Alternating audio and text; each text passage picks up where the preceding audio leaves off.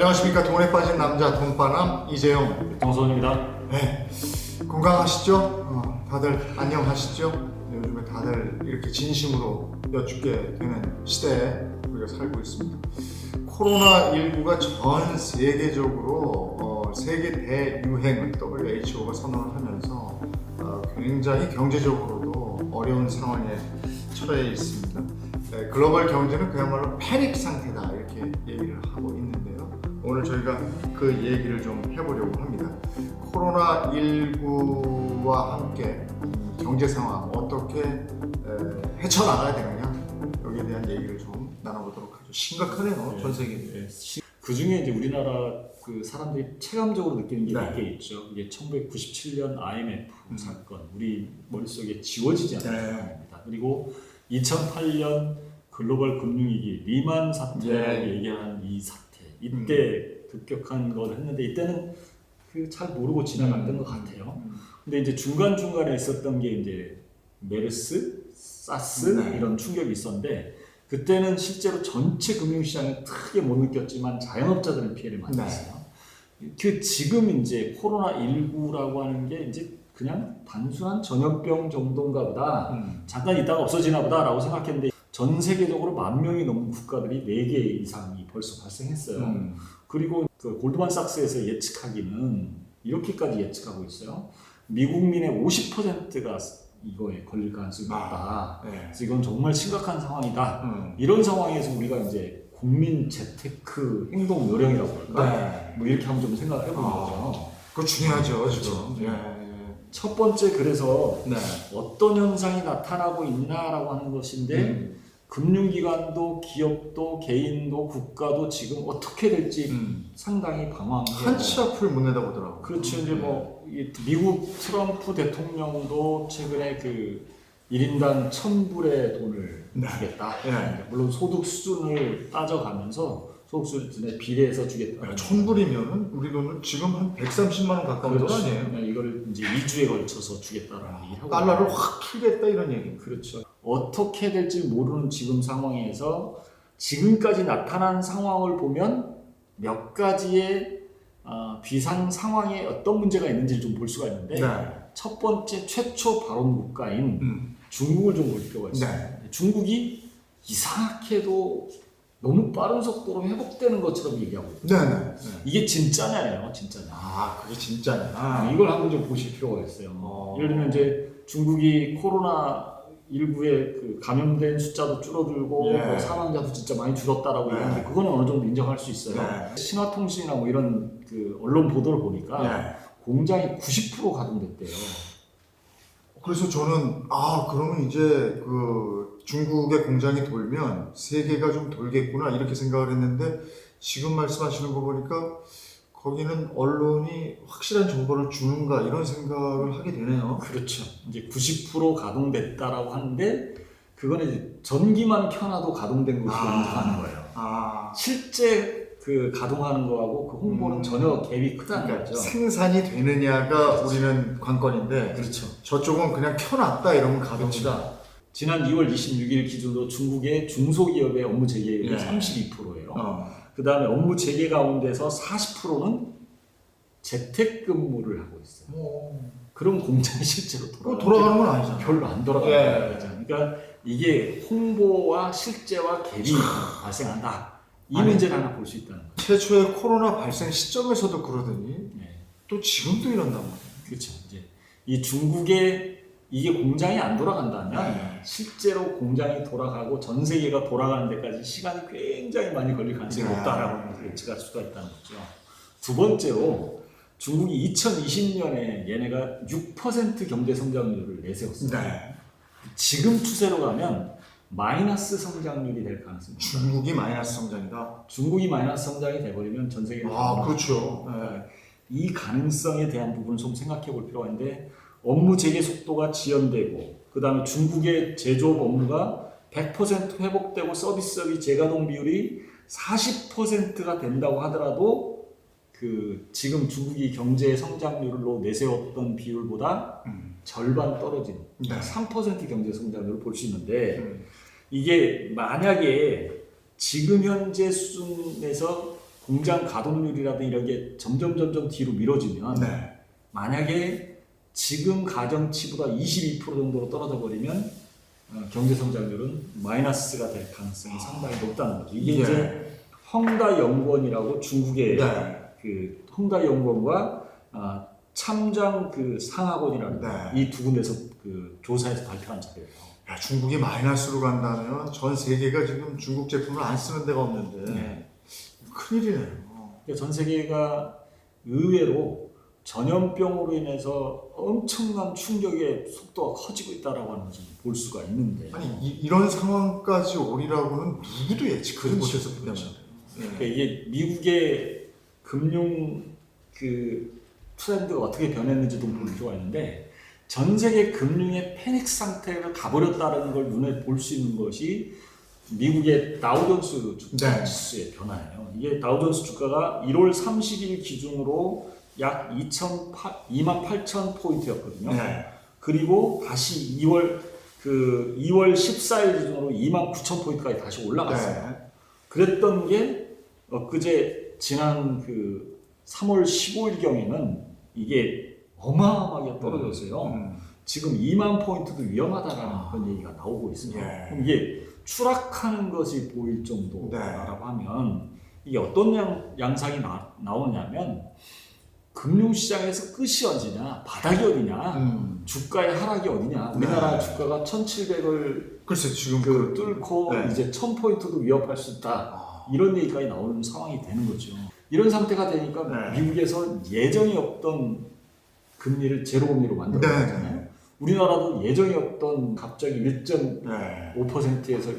0.7로 확 떨어뜨려 버리면 이건 뭔가 좀 심각해졌구나라는 걸 예측할 수가 있다는 거죠. 네. 주식만 놓고 보면 왜 주식에서 여러 가지 얘기 나오는 것 중에 떨어지는 칼은 받지 않는다 뭐 이런 거 있잖아요. 그렇죠. 지금 막 떨어지고 있는데 소위 얘기해서 우리 일반인들 개미라고 얘기하는 일반인들은 이 칼날을 받고 있단 말이에요 지금. 그렇죠. 외국인이 막 던지는데 여기에 지금 우량 주식이라고 생각하는 거는 나중에 다시 반드시 오른다. 그래서 그걸 지금 개미들이 다 사고 있다는데 그런 부분도 좀 걱정이. 뭐 앞으로 몇 년이 지나든지 뭐 1년이 지나든지 뭐 언젠가 만회는 되긴 되겠지만 그동안에 잠겨둔 돈은 어떻게 할 것이냐 이런 우려도 있는 건데, 그러면 앞으로 지켜봐야 할 포인트는 어떤 게 있습니까? 이제 가장 첫 번째에서 좀 생각해 봐야 될 네. 게요. 미국의 추가 금리 인하가 있을 것이냐. 그럼 제로 금리인데 더 내리면 마이너스인 거죠. 마이너스 금리요? 네, 마이너스 금리 택하는 거죠. 그러면 돈을 어떻게 넣어놓을 수? 우리는 한 번도 경험해보지 못했잖아요. 그렇죠. 그러니까 시장이 기대하는 미국의 추가 금리 인하 여부가 실현이 되느냐, 네. 이거는 이제 그 금융시장의 단기 안정 저하를 한다는 거죠. 미국에서 돈 빌려와도 이제 이자를 안 주고 얼마든지 빌릴 수 있으니까 마이너스 금리라는 건 정말. 돈을 풀어주는 거죠. 네. 엄청 가져가라, 그냥 네. 줄게라고 하는 거와 똑같은 개념이 네. 되죠. 그다음에 이제 두 번째 볼 게 중국의 금융시장 안정이에요.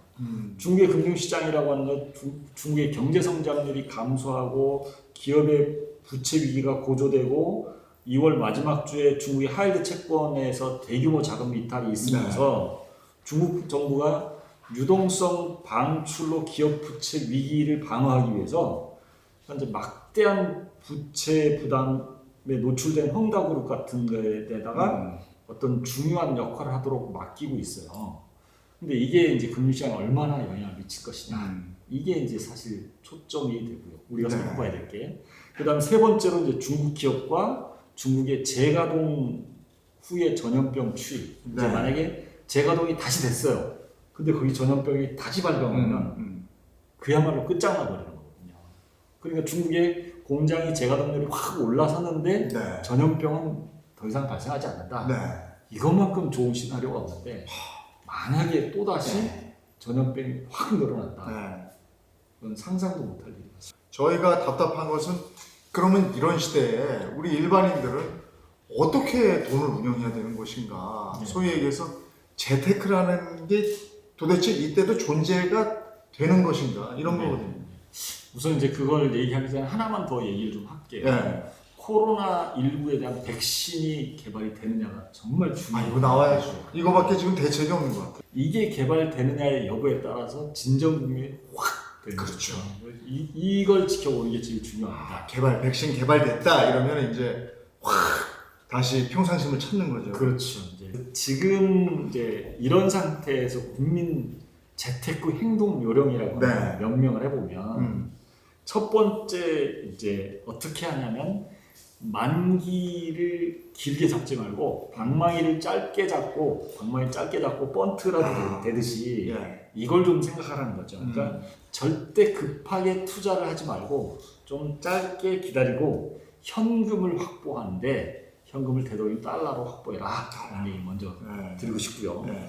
두 번째로 이제 확신이 든다면 나는 이게 확신이 있다 라고 하면 우량주 그 다음에 금 이런 안전자산에 투자를 하되 아무리 확신이 들더라도 매월 적립식으로 한꺼번에 투자하지 말라. 거치식 위험합니다. 진짜 위험합니다. 그러니까 여러 번에 걸쳐서 투자를 해라 라는 말씀을 드리고 싶고, 세 번째는 이 재테크하는 사람에게 정말 주의해야 될 게 하나 있는데 트럼프의 입을 주목해라. 트럼프의 입 네. 때문에 주가가 하루에도 등락이 심할 수가 있습니다. 그러니까 미국의 변화와 미국의 결정은 전 세계에 영향을 미치는데요. 트럼프의 입에서 미국의 정책이 나오기 때문에 트럼프의 입을 주목해보고 투자를 하는 통찰력과 해안이 필요하다는 겁니다. 그러니까 무작정 투자하기보다 트럼프의 입을 주목해보는 것은 과거에 얘기했던 것, 지금 얘기하는 것, 내일 얘기할 거를 당장 그날 듣고 바로 행동하지 말고 며칠을 좀 주목해봐서 이 사람의 평균의 사고가 무엇인지를 좀 보고 투자하는 게 좋겠다라는 얘기를 말씀드립니다. 뉴스 잘 보셔야 되는 그렇습니다. 그 다음에 네 번째로 이제 장기화될 가능성에 대비하는 행동을 해라. 장기화되면 무슨 일이 발생할까요? 우선 내 비용이 최소한 안 나가야 되잖아요. 그렇죠. 그러니까 내 주머니에서 비용이 안 나가도록 하는 노력이 필요한데 비용 최소화 전략입니다. 비용 최소화 전략은 일단 냉장고 파먹기를 좀 해라 라는 얘기를 말씀을 드리고 싶고, 또 하나 말씀을 드리고 싶은 것은 우리가 고정적으로 나가는 것 중에서 보험료가 있어요. 보장성 보험료는 그 재산이 모아지는 건 아닌데 꼭 필요한 건데 나가요. 그런데 이게 예전에는 돈이 좀 여유가 있을 때는 살펴보지 않아도 됐는데 지금은 보장성 보험료가 나한테 맞는지 이건 불필요한 보험료가 없는지 꼭 점검해요. 국민 그 재테크 행동 요령에서 비용 최소화 전략이라는 게 정말 필요한데 그 중에 보험료가 매 시국마다 발생했어요. 1997년 IMF 때도 2008년 금융위기 때도 지금도 이 부분을 그동안 우리가 이제 살다 보면 방만하게 살잖아요. 방만하게 살다가 어느 순간 한번 조정해야 될 시점이 와요. 지금이 그 시점이니까 한번 좀 조정을 해야 된다는 겁니다. 이 보험 리모델링. 극단적인 경우는 나에게 당장 급하게 뭔가 발생할 위험들, 아주 너무 심각한 상황이 될 위험들, 그런 거를 빼고 나머지 뭐 예를 들면 운전하다가 뭐 사고 낼 확률 뭐 이런 것들이 나한테 꼭 필요하냐? 그럴 때는 과감하게 그것도 정리할 필요가 있는 것이죠. 장기화될 가능성에 대비하는 두 번째는요, 갑작스런 비용 지출에 대한 그 준비 전략이 필요한데 그게 뭐냐면 비상자금입니다. 지금일수록 비상자금이 반드시 필요합니다. 그리고 혹시라도 보험을 소홀하게 가입하셨다면 꼭 필요한 보장성 보험이 있어요. 예를 들면 병원, 입원, 통원, 치료비. 그러니까 그 질병이나 상해로. 그다음 두 번째로 아주 중대한 질병 중에 하나인 3대 성인병이라고 하는 암, 뇌혈관 질환, 심장 관련 질환. 이거에 대한 보장은 꼭 준비할 필요가 있다는 겁니다. 그 다음에 그 장기화될 가능성에 대한 대비하는 전략, 세 번째가 바로 급한 마음 먹지 말고 두려워하지 말라는 겁니다. 이게 전염병이 장기화되면 심리전이에요. 심리전이니까 급하니까 마트나 이런 데 가서 물, 라면 잔뜩 사다 놓는데요. 그런 정도까지 발생할 가능성은 그렇게 높지는 않습니다. 그래서 급한 마음보다는 조금 여유 있게, 전 국민이 여유로워져야지 나라도 여유로워지거든요. 그 마지막으로 국민 재테크 행동 요령 그 5번째는요, 연금 자산들을 가지고 있잖아요. 그러니까 예를 들면 퇴직연금, 개인연금, 그 다음에 일반연금, 이런 연금들을 가입하고 계신데 연금 자산에 들어가 보면 운용을 어디다 하느냐 운용 자산에 대한 포트폴리오가 있어요. 대부분 그동안 주식 이런 쪽으로 많이 돼 있었단 말이에요. 근데 지금 상황에서 한번 그 자산에 대해서 리모델링을 그러니까 포트폴리오를 조정할 필요가 있어요. 안전자산으로 채권, 달러 베이스 채권 또는 국채 이런 쪽의 비중을 좀 높이시고 주식에 대한 비중을 줄여놓는 게 지금 상황이라. 매월 이자가 들어오는 형태의 자산에 바꾸는 포트폴리오를 구성하는 게 정말 중요하다는 거 잊지 마셨으면 좋겠습니다. 예. 지금 아마 많은 분들이 왜 그때 ELS에 많이 가입하셨을 거예요. 최근에는 이제 지수에 투자를 해서 우리나라 코스피, 그다음 미국의 S&P, 그다음 유럽의 유로스탁 이 세 개로 해놓은 데가 많은데 어떤 분이 저한테 질문을 해왔더라고요. 이 세 가지 연동해놨는데 어떡하냐고라고 질문해왔는데 이게 그 상품을 제가 들여다봤더니 이 세 개가 50% 이상 터치를 해버리면 손실이 확정되는 거예요. 한 번이라도 50% 밑으로 가면 뭐 이렇게 돼 있어요. 낙인이에요. 이게 낙인인데 터치를 해버리면 손실을 확정되거든요. 그러니까 그거에 대한 조마조마한 마음이 있어요. 그런데 다행인 것은 그래도 지금 60%대까지는 터치를 했는데 그 이하로는 좀 쉽게 떨어질 것 같지는 않습니다. 다만 상황을 좀 지켜보신 다음에 더 떨어지는 것이 자꾸 예측되고 정부나 이런 데서 쓰는 약이 백약이 무효라고 생각되면 그때는 과감하게 손절을 하실 필요가 있다. 지금 해지할 수도 없잖아요. 뭐 해지할 수 손절을 할 수 있어요. 할 수 있어요. 지금 현재 상태의 손실로 확정이 돼서 할 수 있어요. 예, 그거 판단은 정말 잘하셔야 되겠네요. 자, 우리나라뿐이 아니고 전 세계가 한 번도 경험해 보지 못한 그런 경제 이건 뭐라고 표현할까요? 경제난? 그렇죠. 경제 위기 중에 경제 위기? 패닉이라는 표현이 있습니다. 경제 패닉 상황을 겪고 있습니다. 그래서 저희가 오늘 또 긴급하게 이런 얘기를 한번 같이 나눠봤습니다. 도움이 되셨으면 구독, 좋아요 눌러주시면 저희가 좋은 정보로 보답드리겠습니다. 고맙습니다. 감사합니다.